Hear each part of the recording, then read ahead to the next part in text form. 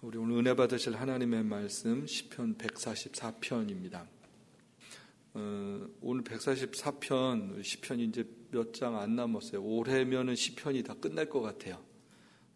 근데 이제 이 마지막으로 가면서 시편 말씀을 다시 제가 이렇게 묵상하고 보면 참 감사하고, 이런 시편을 주신 하나님 앞에 감사하고, 이 시편을 통해서 후대에 많은 사람들이 위로를 받고 용기를 얻게 하시는 그 은혜가 참 감사했어요.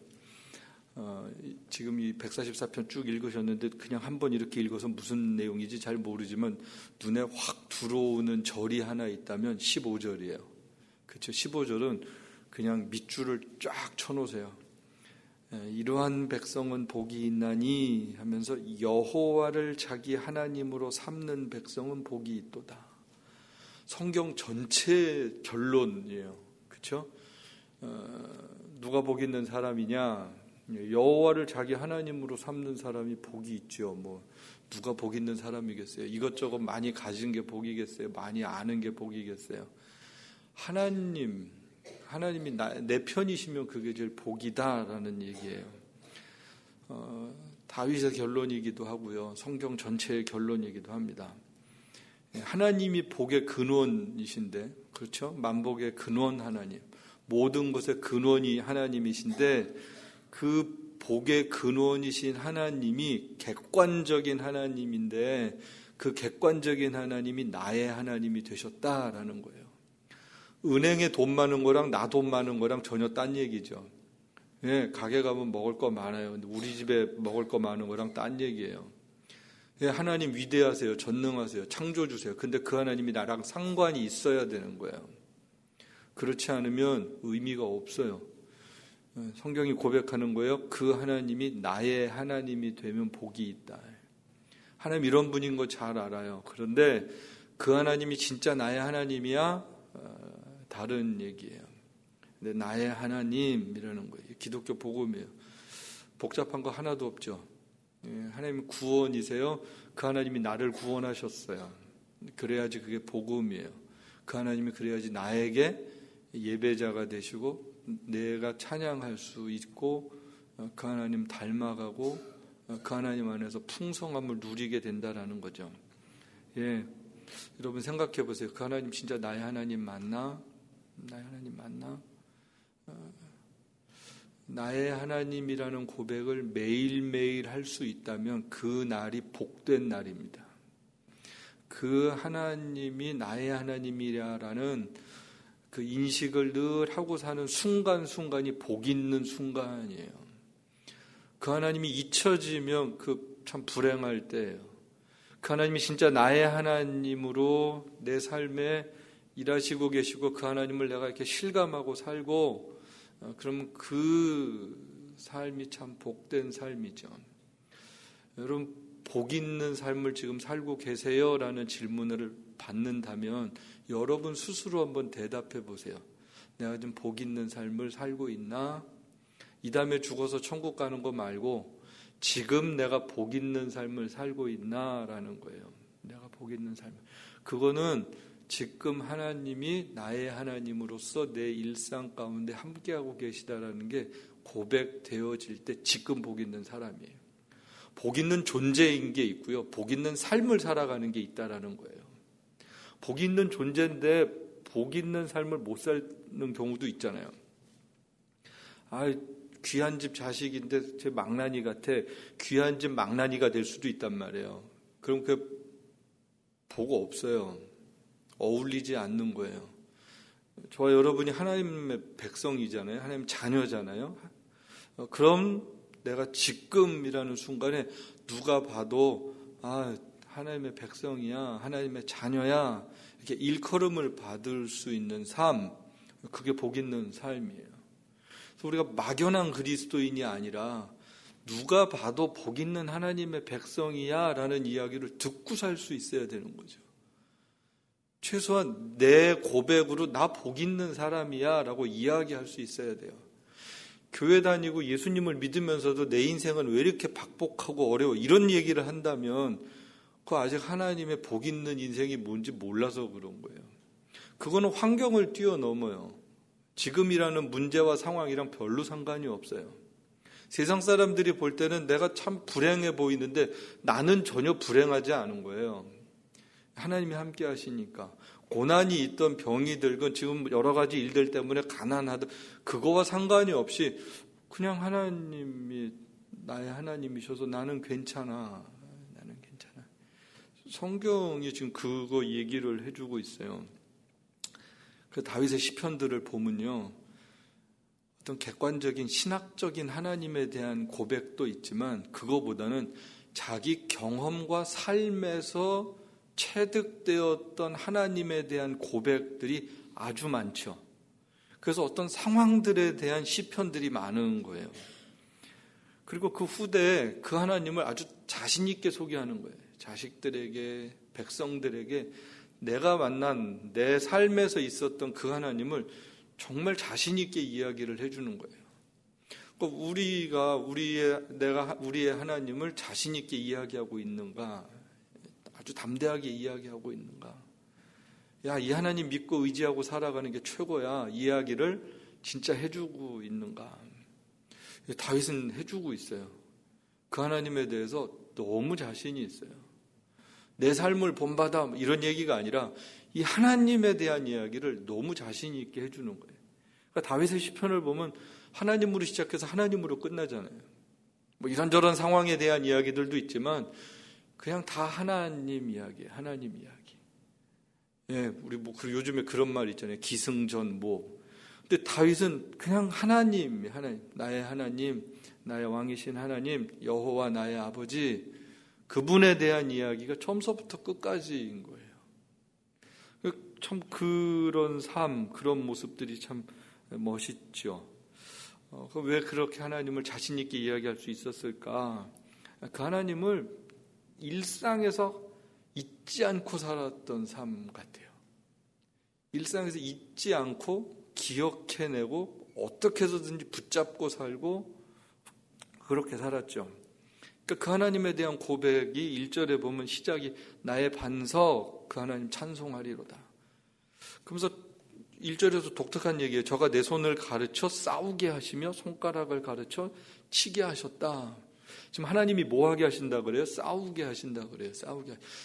그럼 하나님 싸움을 조성하는 분인가? 다윗이 무슨 싸움을 했겠어요? 이방인들과 싸웠던, 블레셋과 싸웠던, 다윗과 골리앗의 싸움, 어떤 영적 전쟁 같은 싸움들이었죠. 하나님 전쟁하게 하시는 거예요.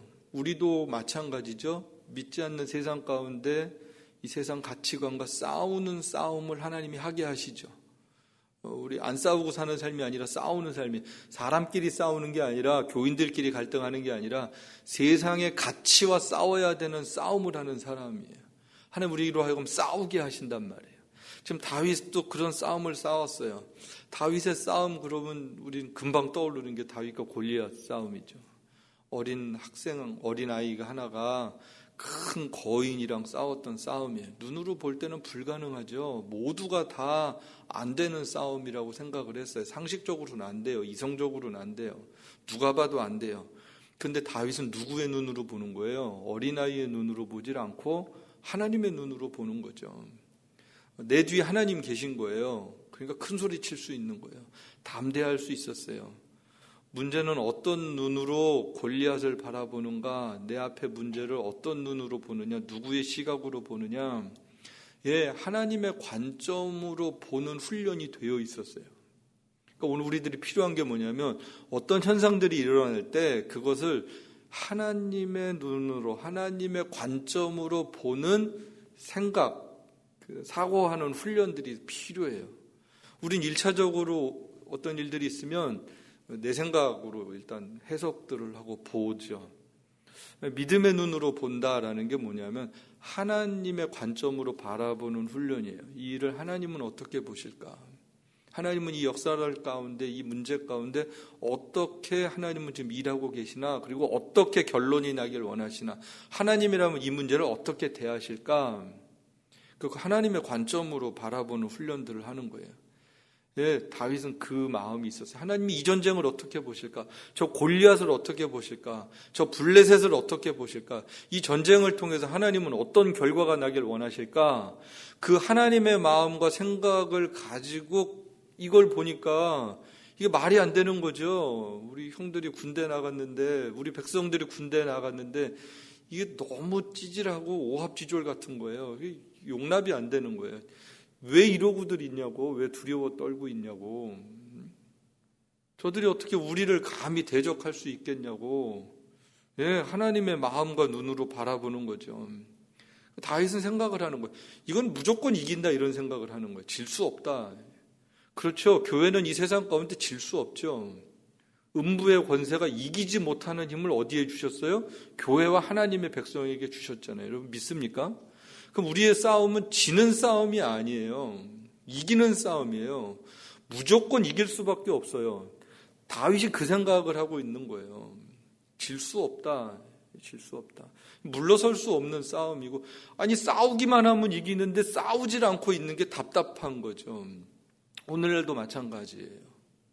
싸움은 이기는데 싸우려고 그러질 않는, 예, 그러니까 늘 수비해야 되고 안에서 문제 해결해야 되고 그런 것이 아니라 이 세상을 향해서 싸우기만 하면 이길 수 있다.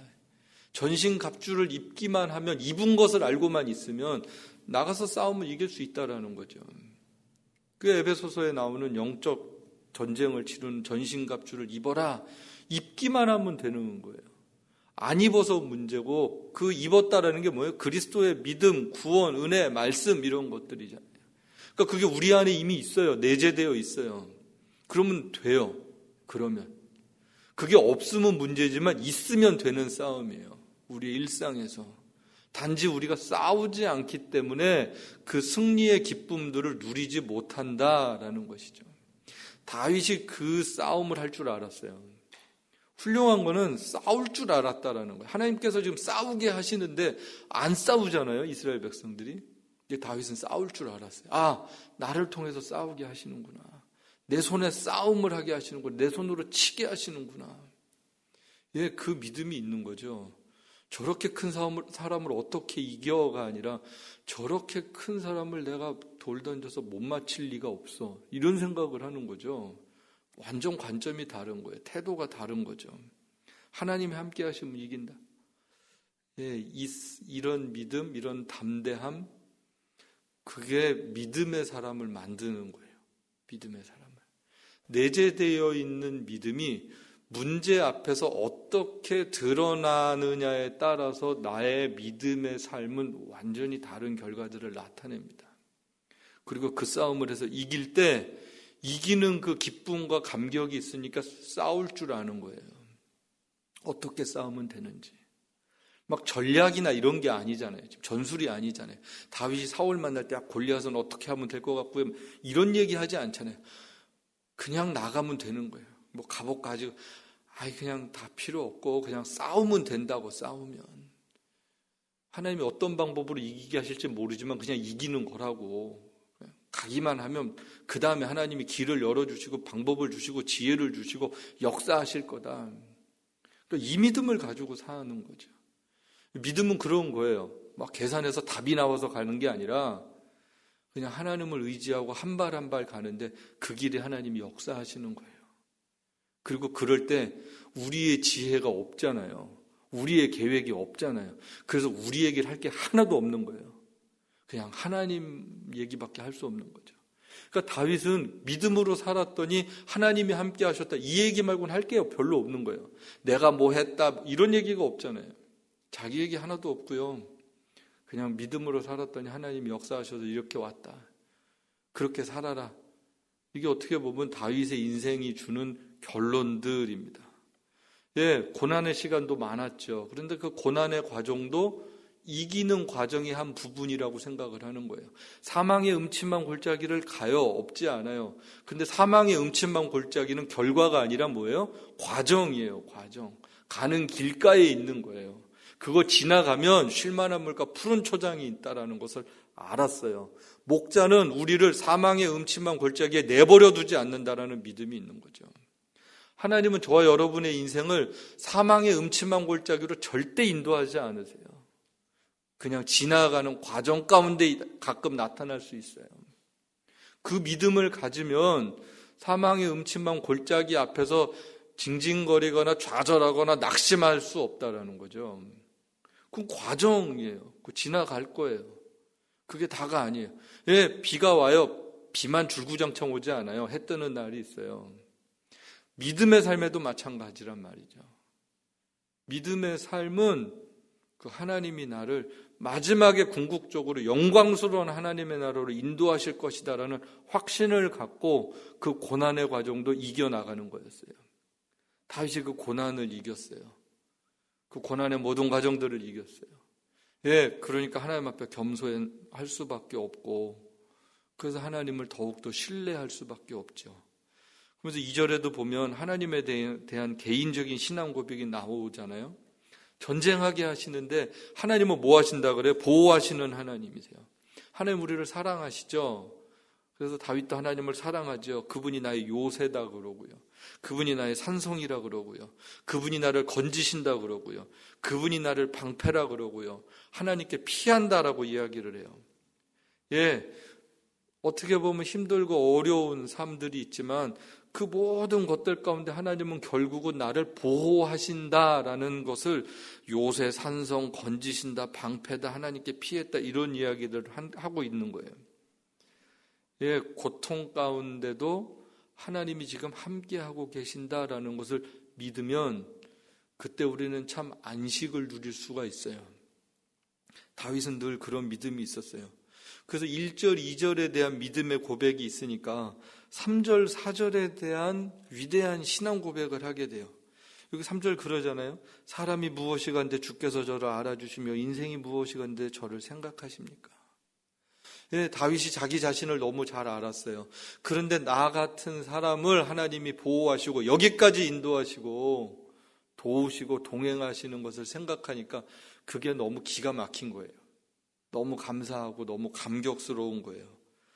그래서 그 하나님을 이렇게 고백하는 거예요. 하나님 제가 뭐라고 저를 이렇게 사랑하시고 이렇게 보호하십니까? 그 은혜 앞에 감사하는 거죠. 하나님 사람을 헛것 같고 그날은 지나가는 그림자 같은 것뿐인데 어떻게 전능하신 하나님이 우리를 이렇게 생각하시고 돌아보십니까? 라는 그런 고백을 하죠. 어떻게 보면 다윗은 역사 속에 참 위대한 영웅 같은 사람인데 자기 스스로를 너무 잘 알았어요.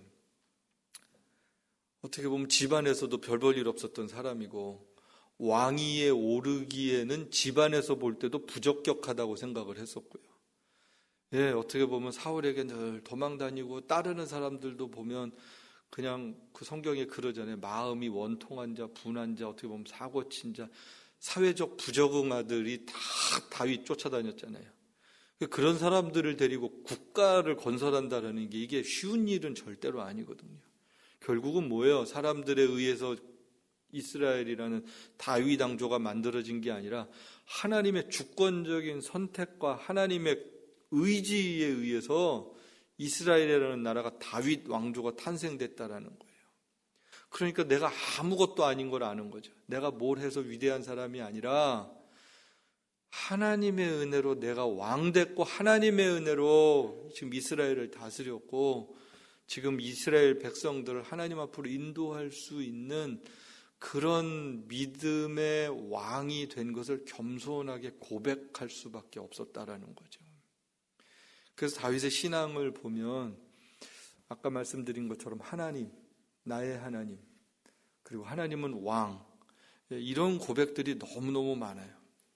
그리고 나는 아무것도 아닙니다. 인간은 아무것도 아닙니다. 예, 하나님 앞에서 자신이 늘 발견되어져야 겸손해질 수 있죠.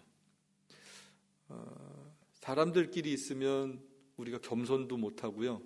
어떨 때는 상처도 받고 열등감 아니면 교만이 있어요. 그게 이 땅에서 살아가면서 우리들이 극복 잘 못하는 것 가운데 하나가 교만함 아니면 열등감이에요. 그래서 우리들이 늘 공고해요. 그런데 하나님이랑 나의 관계를 늘 생각하고 살면 그 하나님 안에서 내가 얼마나 귀한 존재인지를 하나 알고요. 또 하나는 내가 얼마나 겸손해야 되는지를 알아요. 전혀 다르죠. 교만과 열등감이 아니라 귀한 존재인 것을 알고 겸손을 배우게 돼요. 그게 하나님 앞에 우리의 태도고, 진짜 하나님 앞에 있는 내 자신이 이렇게 하나님이랑 1대1로 있으면서 드러날 때 갖게 되는 마음이에요. 아, 하나님 나를 귀하게 여기시는구나. 그리고 그럼에도 불구하고 내가 얼마나 하나님 앞에 부족하고 연약한 존재인지를 아니까 늘 겸손할 수밖에 없는 거예요. 그래서 하나님을 대하여 사는 삶과 세상 가운데 사람들 가운데 사는 삶은 태도가 다르게 나타나요. 태도가. 그래서 이 겸손, 또 하나님 앞에서의 신실함, 순종함, 낮아짐, 이게 막 노력해서 되는 게 아니라요, 하나님과의 관계가 맺어지기만 하면 자연스럽게 나타나는 모습 가운데 하나예요.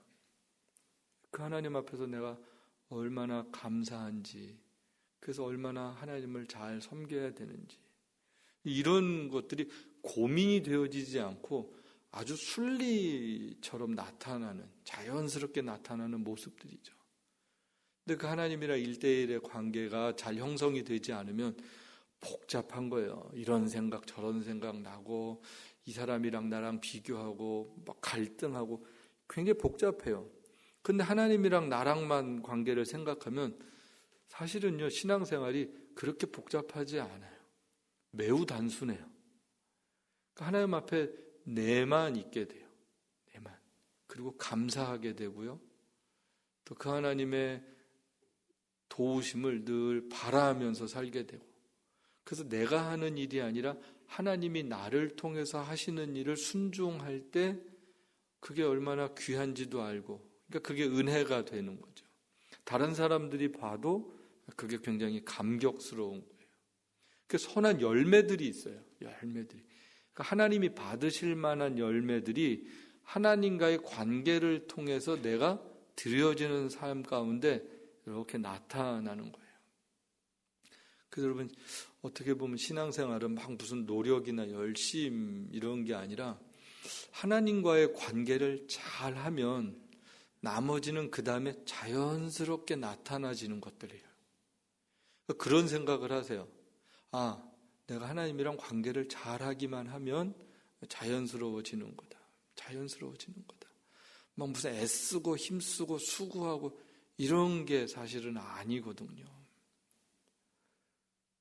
그래서 전 우리 성도들이 막 무슨 일을 하고 저런 일을 하고 막 뭘 하고 이러는 것보다 하나님이랑 깊은 관계가 될수록 깊은 열매들이, 아름다운 열매들이 나타난다라는 확신이 있습니다. 우리 성도들이 정말 하나님과 깊은 관계를 맺고 살 수 있게 되길 정말 축복하고요. 하나님을 더 잘 알아가는 하루하루가 됐으면 좋겠어요. 목사의 꿈이 있다면 하나님께서 맡겨주신 성도들이 하나님을 잘 아는 거예요. 하나님을 정말 잘 알아가는 거예요. 교회가 커지고 이러는 게, 그런 게 꿈이 아니에요. 무슨 일을 잘하고 그런 게 꿈이 아니에요. 진짜 꿈은 한 사람 한 사람이 하나님을 잘 알아가는 거예요. 그러면 거기에 모든 게 다 되거든요. 정말 거기에 모든 게 다 있거든요. 정말 하나님 잘 알 수 있게 되길 축복합니다. 정말로 그게 제일 큰 복이에요. 그러면 하나님이 부족한 나를 통해서 하셨구나, 이거 알게 되죠. 그럼 하나님께서 세상을 어떻게 대하셨는지 아는데 5절부터 8절까지를 보면요, 막 이 세상에 전쟁을 하는, 지금 1절 2절에 보면 있잖아요. 근데 내가 하는 전쟁이 아니라 누가 하세요? 하나님이 하세요. 하나님이 벼락도 치시고 막 하나님께서 하시는 거예요. 하나님께서 강림하셔서 하나님의 사자들이 싸우고, 구약에 보면 그런 전쟁들 보면 나오잖아요. 그냥 어느 날 갑자기 자기들끼리 싸우고 다 죽고, 하나님께서 하시는 일, 하나님께서. 그러니까 하나님이 하시는 거를 우리는 뒤따라가면서 보는 거예요. 영화들 보면 전쟁 옛날 영화들 보면 막 돌격 앞으로 할 때 보면 막 돌격 대장 같은 사람들 있잖아요. 앞에서 다 해집고 가면 뒤에 있는 사람들은 사실 보면 말 타고 막 싸우고 가는 사람들 있으면 뒤에 있는 병사들은 그냥 달려가면 돼요. 달려가면 창 들고 달려만 가면 돼. 막 크게 싸우고 자시고 할 것도 없어. 앞에서 다 해버리면. 제가 이 말씀 보는데 그 생각이 나더라고요. 하나님이 앞서서 싸우시면 우리는 옷을 입고 군복을 입고 무기는 들고 있지만 우리가 힘써서 싸울 일이 사실 없어요. 그냥 우리는 폼 잡고 가서 이기면 같이 이겼다고 즐거워하면 되는 거예요. 그게 예수 믿고 사는 거예요. 여러분 믿습니까? 그런 삶을 살아야 되는 거예요. 내가 막 앞서서 싸우려고 안 그래도 돼요. 그러면 죽어요. 주님보다 우리가 앞서면 다 죽어요. 우리 스스로는 절대 싸워서 이길 수가 없어요.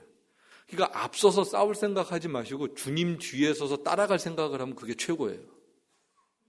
여러분 믿습니까? 여러분 왜 우리가 주의 일하다가 힘들고 지치고 뭐 고나고 뭐 왜 그런 것 같으세요? 주님 앞서서 그래요. 주님 앞서서. 주님 뒤에 있으면 괜찮아요. 괜찮아요. 또 어디 가서 싸울지도 뭐 고민하지 마세요. 그냥 주님을 잘 알면 주님 뒤를 잘 따라다니면 되는 거예요. 그리고 내가 무기를 많이 안 갖고 있어도 돼요. 괜찮아요. 그 주위에 있으면 절대 안전한 거예요. 그 믿음으로 사는 삶, 주님 뒤에서 가는 삶이에요. 하나님 앞서서 가세요. 우리가 무슨 일을 하기 전에 하나님 앞서서 하세요. 제가 선교지를 가거나 무슨 일을 할 때 하는 기도가 있어요. 하나님 저보다 앞서서 가서 하시고 하나님이 하실 일들을 제가 준행하는 삶인데 주님보다 앞서지 않게 해주세요라는 기도를 늘 해요. 예, 하나님은요 우리보다 먼저 계세요. 그 일을 우리에게 마음을 주셨어요. 주신 이도 하나님이세요.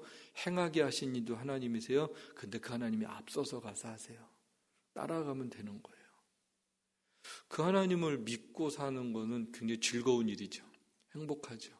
인간적으로는 염려도 되고 고민도 되고 막 그런 마음이 들다가도 앞서 가시는 하나님을 생각하면 갑자기 평안해지는 거예요. 이게 내가 하는 일이 아니지.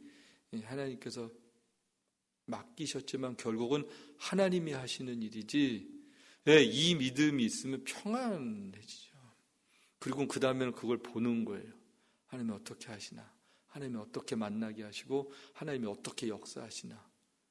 그거 그냥 이렇게 잘 따르고 순종하면 되는 거예요. 그리고 일이 되어지는 거예요. 전 그런 일들을 참 이렇게 많이 경험했던 것 같아요. 그때마다 참 놀라워요. 그 전에 한번 말씀드렸잖아요. 시리아 어린이 성경을 중동에 가서 찍을 수 있을까? 그리고 정말 그게 거기서 그런 사람들을 만나서 배포할 수 있을까? 제가 중동 특별히 레바논 인쇄하러 처음 들어가기 전에 갈 때 누가 나오는지를 모르고 갔어요. 누구를 만날지를 모르고 갔어요. 그런데 하나님께서 정말 한 분 한 분을 다 예비를 해주시는데 제가 돌아오면서 정말 그 하나님 앞에 너무너무 놀랍고 감사하고 앞으로도 하나님 내가 주의 일을 할 때 이렇게 하겠습니다라는 고백을 할 수밖에 없었어요. 무슨 생각을 많이 하고 고민하고 디테일하게 전략을 세우고 하나님 내가 그렇게 하지 않겠습니다. 필요할 때도 있어요. 그런데 근본적으로 그 하나님을 신뢰하고 믿음의 걸음을 띄겠습니다. 이스라엘 백성들이요. 하나님께서 출애굽을 할 때 보면 길을 돌이켜서 홍해 앞으로 인도하신다고요. 그래서 뭘 가르쳐 주시고 싶으냐면 내가 하나님 됨을 한번 더 크게 보여주시고 싶은 거예요. 거기 앞에 섰어요. 막 백성들 불평하고 원망하고 모세도 어떻게 해야 될지 막 그러잖아요. 왜 여기서 죽게 하냐고. 그때 하나님께서 해주시는 말씀, 내가 여호와됨을 보여줄게. 내가 여호와됨을 보여줄게. 그리고 홍해를 건너게 하시는 거예요. 갈라지고 건넜어요. 광야 40년 지나고 요단강 건너갈 때는 믿음이 생겼어요. 그냥 가는 거예요. 그냥. 왜요? 역사 속에 하나님을 그래도 좀 배웠어요. 믿음이 생겼어요. 앞서서 가는 거예요. 그 하나님 말씀에 순종하고 가면 하나님 계획이 있으세요. 하나님은 하나님의 계획이 있으세요. 하나님의 시간이 있고요. 하나님의 역사하심이 있어요. 그걸 체험하는 거예요. 내가 잘한 것을 가지고 하나님 앞에 가는 게 아니라 하나님이 하셨던 것을 체험하면서 하루하루 살아가고 그게 쌓여서 내 믿음이 되고 그게 내 신앙의 고백이 되는 거죠. 다윗의 시편이 그런 거예요. 그래서 9절에서 11절에는 노래할 수밖에 없어요. 뭐라 그래요? 하나님 찬양할 수밖에 없잖아요. 하나님이여 내가 주께 새 노래로 노래하며 10줄 비파로 주를 찬양하리라. 여기서 새 노래가 뭐예요? 지금 노래 만들어서 노래 부르는 새 노래 이런 게 아니라 그 영혼의 하나님에 대한 체험과 감동과 감격이 있으니까 내 심령이 변화가 되고 새롭게 되어서 그 마음으로 하나님을 향해서 예배하고 찬양하는 게 지금 새 노래잖아요. 그렇게 하나님 앞에 새 노래를 하나님 앞에 하는 거예요. 내 영혼이 변화된 상태에서 드려지는 노래, 이방인의 손에서 건지신 그 하나님 찬양하고 예배해요. 그러다가 12절에서 14절에는요, 본문을 보면 분위기가 완전히 달라지는 내용이에요. 여기 보면 갑자기 우리 아들들은 어리다가 장성한 나무 같고 우리 딸들은 궁전의 식양대로 아름답게 다듬은 모퉁이 돌 같고 우리의 곳간에는 백곡이 가득하며 우리의 양들은 천천과 만만으로 번성하고 우리의 숫소는 무겁게 실었으며 우리를 침노하는 일어나는 우리가 나아가 막는 일이 없고 우리 거리에 슬피 부르짖음이 없을진데 이런 이야기를 해요. 갑자기 막 전쟁 하나님이 함께 하셨 뭐 이런 거 하다가 갑자기 이 땅의 풍요로움 같은 일상의 축복, 평화, 자식들 잘 되고 잘 먹고 잘 사는 거 이런 이야기를 해요. 갑자기 이 이야기가 왜 나올까? 지금 이 말씀을 이렇게 보다가 왜 지금 쭉 전체적으로 보면 연결이 안 되는 것 같거든요. 왜 이런 말씀이 나올까? 다윗이 전쟁하고 살고 고난 가운데 살고 그러는데 꿈꿨던 하나님의 나라의 그림이 이런 그림이었던 거예요. 어떻게 보면 오늘날도 우리가 제일 좋은 이 땅에서 야 여기가 천국이야 그러는 그림이 이거잖아요. 우리가 제일 잘 이해할 수 있는 그림. 결국은 이런 복을 누가 허락하시는 거예요? 하나님이 허락하시는 거예요. 내가 쟁취하는 게 아니에요. 얼마 전에 무슨 요즘에 젊은 사람들이 인터넷에 글을 하나 보니까 200만 불을 모으면 빨리 은퇴하고 산다고 그래서 그런 글들이 있었대요. 세상이 참 왜 빨리 은퇴하고 살 생각을 하는 세상이 됐을까? 왜 쉽게 놀고 먹고 살 생각을 하는 세상이 됐을까? 그런 글을 보면 그런 글을 보는 모든 사람들이 갑자기 꿈을 꿔요. 무슨 꿈을 꿔요? 나도 빨리 200만 불을 모아서 놀고 먹고 살아야지. 이런 꿈을 꿀 수 있는 거예요. 왜 이런 세대가 됐을까? 왜 이런 풍조가 있을까? 주를 위해서 살아가야 되는 하나님의 백성들도 이런 글이나 이런 이야기를 들으면 나도 빨리 조기 은퇴하고 일찍 은퇴하고 좀 놀고 먹고 살고 좀 쉬고 살고 풍요롭게 살고. 여러분들 그런 생각 안 하시죠? 그런 게 부러우시면 안 되죠. 아직 예수 믿는 거 아니죠. 예수 믿는 사람들은 그런 생각이 오거들랑 다시 회개하고 다시 시작해야 되는 거예요. 행여라도 그런 꿈을 꾸는 게 아니에요. 하루를 살아도 그렇게 살면 안 되는 거예요. 하루를 살아도. 우리의 삶은 그런 풍요를 꿈꾸는 삶이 아니에요. 예수 잘 믿으면 이렇게 된대, 이게 복이 돼, 이 이야기를 하고 싶은 게 아니라 다윗이 지금 하고 싶은 얘기는 하나님께서 해주시고 싶은 말씀이 뭐냐면 믿음으로 사는 삶의 풍요가 어떤 건지에 대한 그림을 그려주시는 거고 이게 나만 누리는 풍요에 대한 그림이 아니라요. 여기 보면 이러한 백성은 복이 있나니 그래요. 개인적인 이야기가 아니라 국가적인 축복이에요. 하나님의 나라가 어떤 나라인지에 대한 그림이에요. 그리고 하나님으로 복을 삼고 사는 사람들, 하나님의 백성은 이러한 복의 그림을 누리고 우리가 살아간다라는 거예요. 내 영혼 가운데. 내 영혼 가운데 이 그림이 늘 있는 거예요. 영원한 하나님의 나라의 그림을 갖고 살아가는 거예요. 이 땅의 그림이 아니라 천상의 그림을 땅의 글로 표현한 게 전 이거라고 봐요. 물론 이렇게 살 수도 있어요. 그런데 이렇게 살면서 하나님 없으면 그건 복 아니잖아요. 이 현상이에요, 현상. 진짜는 하나님이 내 안에 계시니까 내 마음이 이렇다, 내 생각이 이렇다, 내 삶의 정황과는 상관없이 난 언제든지 이 풍요를 누리고 사는 삶을 살고 있다라는 거예요. 그리고 이 풍요를 누리고 사는 내가 다른 사람들과도 이런 풍요를 누리고 살아가는 거예요. 싸울 일 없고 눈물 흘릴 일 없고 막을 일 없고 갈등할 일 없고. 그래서 이게 진짜 참 평강의 삶인 것을 그림으로 보여주신 거예요. 이 본문을 오해를 해서 하나님 내가 이렇게 살게 해주세요. 우리 자식도 잘 되고 먹고 사는데 지장 없고 누구랑 싸우지 않고 하나님 이렇게 물론 이게 1차원적인 기도고 지금 성경이 말하는 궁극적인 이야기는 그 이야기가 아니라 진짜 하나님으로 복으로 삼으면 그 하나님이 우리의 영혼 가운데 이러한 풍요를 주신다라는 것을 말씀해 주고 있죠.